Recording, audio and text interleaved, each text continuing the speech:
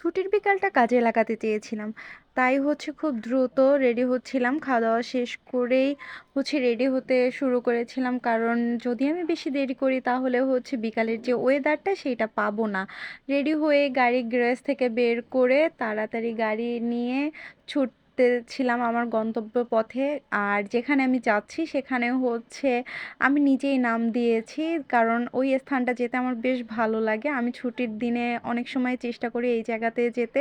এই জায়গাটার আমি নিজে নাম দিয়েছি। এটা পরানপুর, আমার দেওয়া নাম।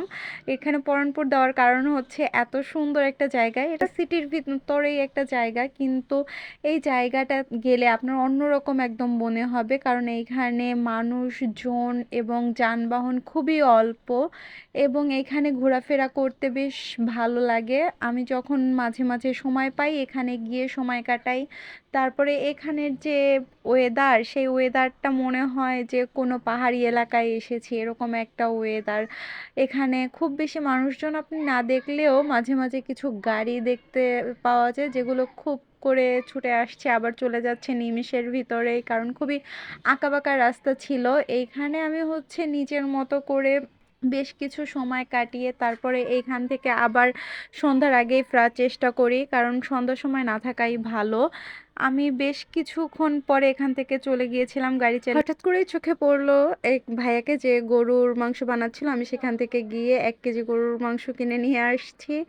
তারপরে আবার গাড়ি চালিয়ে যখন যাচ্ছিলাম গ্রামের ভিতরে ঢুকলাম, দেখলাম এক আপা তার বাসার সামনে বসে পিঠা বিক্রি করছে।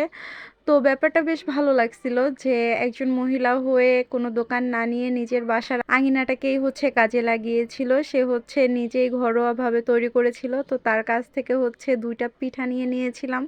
কারণ শীতের দিন চলে এসেছে আর শীতের মধ্যে শীতের পিঠা খেতে খুবই মজা। তো আমাদের সে ওইটা গরম করে দিল। তারপর ২টা পিঠা তার কাছ থেকে নিয়ে আমরা সেটা খেয়ে চলে আসলাম। এর ভিতরে চলে আসার পরেও আমি যার জন্য গিয়েছিলাম যে সন্ধ্যা হওয়ার আগে ফিরবো, তো সন্ধ্যা হয়ে যাচ্ছিল তাই বাচ্চাদের মতো একটা বড়ই আচার কিনলেই চলে এসেছি।